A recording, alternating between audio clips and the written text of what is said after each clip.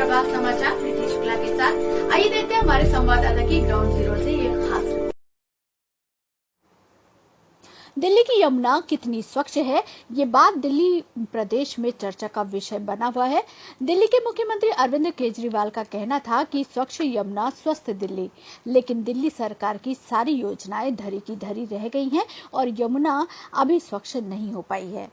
इसी के चलते विशेष संवाददाता ने केंद्रीय सचिवालय यमुना घाट का सर्वेक्षण करते हुए दिखाया कि यमुना स्वच्छ नहीं है।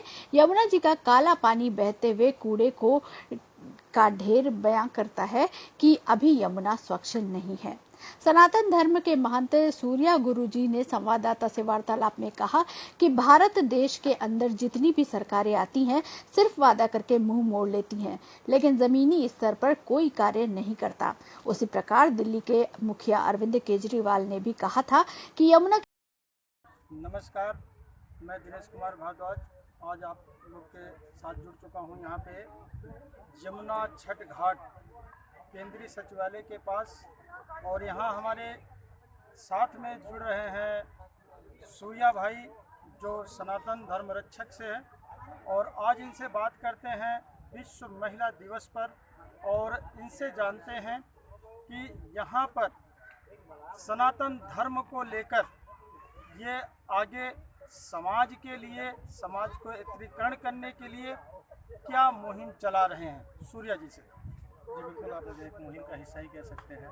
जैसे कि आप सनातन धर्म की आपने बात की, तो सनातन धर्म को बचाए रखने के लिए अपने लोगों को जागरूक करना और जो अपने लोगों को ख़त्म कर रहे हैं उनके बारे में लोगों को अवगत कराना, ये एक मुहिम ही है। तो इस मुहिम से हम जुड़े हुए हैं। तो आज जो मीटिंग है अंतर्राष्ट्रीय महिला दिवस के उपलक्ष्य में जो धर्म सभा की गई थी, इस धर्म सभा में हम स्त्रियों को जगाने के लिए, जो स्त्रियाँ भूल चुकी है कि वो एक शक्ति है, एक शक्ति का स्वरूप है, उनमें वो सारी शक्ति समाहित है जो आज वो जानती नहीं। आज वो खुद को अबला समझती है।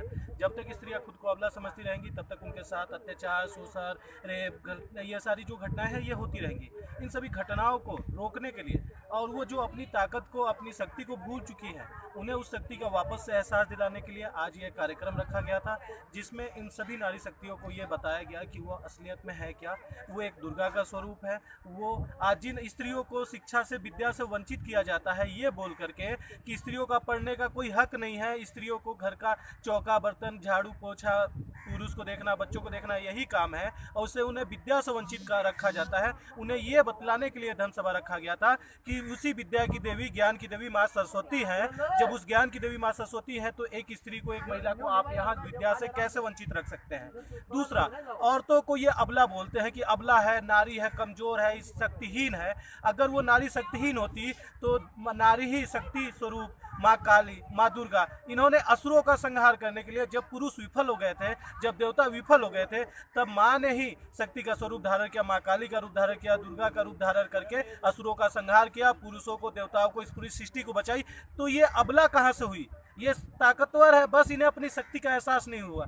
दूसरा, इन्हें ये कहा जाता है कि किसी लायक नहीं है, इन्हें घर में बैठे रहना चाहिए, ये धन वगैरह इन सब चीज़ों के लिए नहीं है, बाहरी चीज़ों के लिए। इन्हें बाहरी दुनिया से नाता तोड़ दिया जाता है इनका। अगर बाहरी नाता तोड़ दिया जाता है, इनसे धन का कोई लेना देना नहीं है, तो आप क्यों धन की देवी माँ लक्ष्मी की पूजा करते हैं? जी, आप स्त्रियों को ये करने से मना करते कि स्त्रियां जॉब नहीं कर सकती, वो रोजगार नहीं कर सकती, वो कोई नौकरी नहीं कर सकती।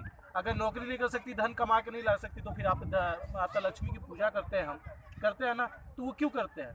तो औरतें जो हैं वो धन की देवी माँ लक्ष्मी के रूप में भी है, हर रूप में है, और किसी भी मायने में औरतें जो हैं वो पुरुषों से कम नहीं है। लेकिन मैं स्पष्ट रूप से ये कहना चाहूँगा कि स्त्रियाँ जो हैं हम पुरुषों जिसे आपको आपका दर्शन करवाएंगे, मिलवाते हैं, गुरु जी से बात करवाते हैं कि गुरु जी आज यमुना इतनी गंदी हो गई है, यमुना स्वच्छ नहीं है। यमुना जी के भी हमने दर्शन किए हैं, अभी पहले हम पहुँचे हैं तो यमुना जी का पहले दर्शन किया, देखा कि यमुना जी का पानी एकदम काला काला हो गया है। आज इसी यमुना घाट के पास में गुरु जी का ये प्रोग्राम महिला दिवस के उपलक्ष्य में हुआ, तो चलते हैं, बात करते हैं। जी गुरु जी, सभी को नमन है मेरा, मातृशक्ति, और सभी पुरुषों को मेरा नमन है। हर हर महादेव। जैसे कि आपने बात रखी माँ जमुना के बारे में, जितने भी राजनीतिक पार्टी है सभी ने कहा था कि हम माँ ने हमें बुलाया है और हम माँ को पवित्र और निर्मल करेंगे, साफ़ सफाई वगैरह। और जैसा कि दिल्ली की बात करें, दिल्ली में जमुना जी हैं, तो यहाँ के मुख्यमंत्री हैं केजरीवाल जी, इन्होंने भी बोला था कि हम जमुना जी को स्वच्छ रखेंगे और ऐसा स्वच्छ की पहली डुबकी हम खुद लगाएंगे। बड़ी बड़ी बातें करते हैं दिल्ली को लंदन बनाने की, लेकिन आज देखिए कि आज जमुना जी कितनी गंदी है। ऐसा इनके पास जाने के बाद हमें लगता है कि हम किसी नदी में ना आए बल्कि एक गंदे नाले में आए हैं। इनका कलर और इनके अंदर जो स्मेल आ रही है, बदबू आ रही है, ये मैं यमुना बचाओ आंदोलन के सभी लोगों को पहले तो नमन करना चाहूँगा कि उन्होंने अपने कठिन प्रयासों से अभी काफ़ी हद तक कुछ साफ किया है जितना इनसे हो पाया है। लेकिन हम जानते हैं कि ये स्वच्छ कैसे होगा, ये बहुत ही बड़ा चिंता का विषय है। इसको देखिए, अगर हम लगातार खबरों के लिए बेल आइकन दबाएं और हमारे साथ जुड़े रहने के लिए स्वतंत्र प्रभात समाचार को सब्सक्राइब करें।